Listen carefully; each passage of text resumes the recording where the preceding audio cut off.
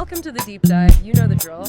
We take a stack of sources and expert notes, and we pull out the most important insights so you can get up to speed fast. Today we are diving into a concept that is, well, frankly, it's full of misunderstandings. Manifestation. For a lot of people, that word just conjures up images of, wishful thinking, waiting for the universe to drop something in your lap. But we are skipping all of that. Our source material today lays out a very specific, action-oriented system that treats this whole idea not as some mystical concept, but as a rigid, step-by-step recipe. Our mission is to unpack the mindset and the tangible steps the system relies on, treating goal attainment like you're baking a cake. You follow the recipe, the outcome. It should be predictable. Okay, so let's unpack this. What's so fascinating here is how the whole system just immediately separates wishful thinking from disciplined, almost obsessive action. The creator of this process, she's not apologizing for wanting big things at all, but she is just crystal clear that the getting part is purely the result of preparation and an almost surgical level of detail in the planning. It's not enough to hope for a beautiful life. You have to draft the architectural blueprints for it. And that's exactly where we start, the ingredients list. The crucial first step, and this is, I think, where most goal setting just fails, is radical specificity. It's the difference between saying, I want a nice house, and knowing its exact GPS coordinates. Right. It's the difference between a vague fantasy and an actual procurement plan. I mean, when we look at the source material, this theme is constant. She isn't just visualizing a dream house. She knows what street it's on. She knows the layout. She's even visualized the precise chandelier she's going to hang in the entry. And this isn't just for, inspiration. It's treated like future catalog shopping. She mentions having Zillow boards full of houses I can't afford yet. And that word is so important. Yet. Yes. It suggests they aren't hypotheticals, they're just pending purchases. Right. If you know the exact product code, the color, the price, you're removing the emotional barrier of a big abstract goal.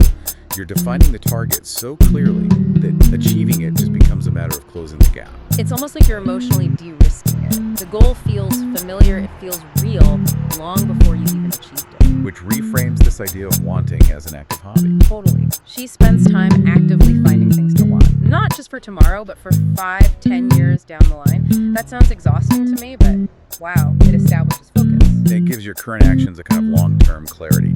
This is all best illustrated, I think, by that story about the lottery. That story is just, it's wild. She was unemployed, and instead of just wishing, she spent years turning a hypothetical lottery win into a meticulously detailed operational plan. It wasn't just travel in a nice car. No. The plan was fixed. Visit the Blue Lagoon specifically. Get the dream car, buy the dream house, and then, and this part is key, go to Rodeo Drive and spend half of it immediately. And when the win actually happened, she executed the plan exactly as written. It's spooky, but it makes sense. If you spent years writing the script, the execution is just reading the lines. So the word manifestation doesn't even really fit. This is more like radical pre-commitment. By planning out every single detail, she created this unshakable certainty that the outcome wasn't just possible, it was imminent. She has this amazing phrase for it, being hyper-realistic with your unrealistic fantasies. I love that. Once that fantasy is mapped out with real locations, real prices, real actions, it stops being a dream. It starts feeling like a project plan that just needs to be executed. And that leads us right into the next part. If specificity is the blueprint, how do you actually start building? Well, she's very explicit about this.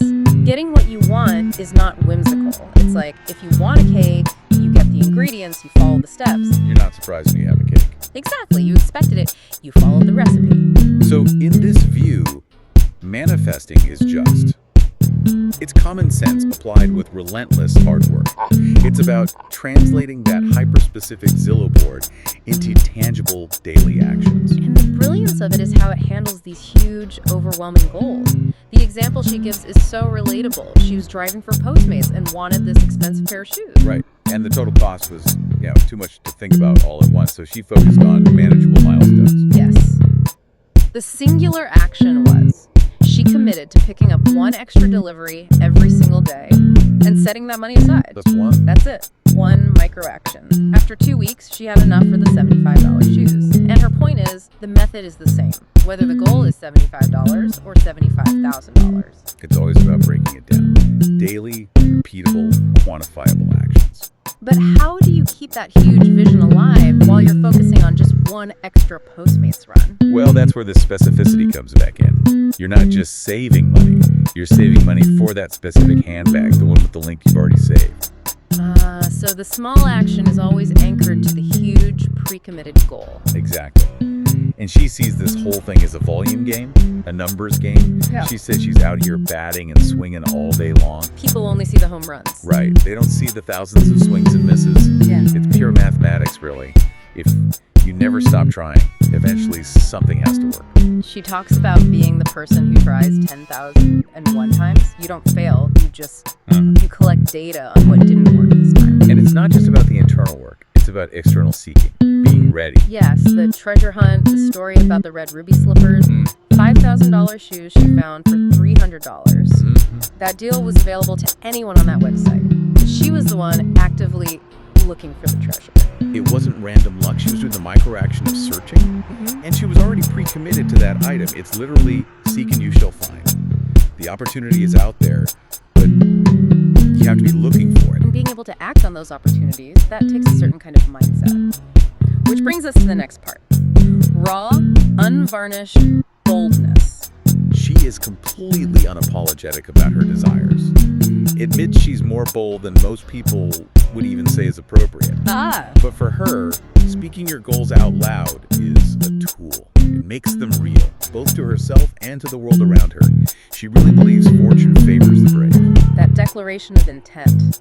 It almost sounds like a requirement, which brings us to the fireplace story. Oh, yeah. She tours this apartment she has no intention of buying, sees a fireplace she loves, and just says out loud, that needs to be mine. Such a powerful moment of intentionality. And she didn't buy the unit, but by declaring it, she anchored that thing in her mind. And later, she runs into the new owner in the elevator. It's like the declaration just increases your awareness of opportunities related to the goal. I think so. And it helps reframe this idea of luck. She says she's a very lucky lady, but then she immediately follows it with, And sure of it. that one trick. It shifts luck from some random event to a natural outcome of all this planning and effort. It puts you back in the driver's seat, which Yeah. also helps us understand the role of money in all this. She's clear, money is not the goal. No, she finds money itself boring. It's a tool, a means to an end. The joy isn't in having the money, it's in using it to get the specific things from the vision board. It's crossing the Birkin off the list. That's the satisfaction. Money is just the tool that closes the gap between the Zillow board and reality. And that clarity links directly to the why, the real driver.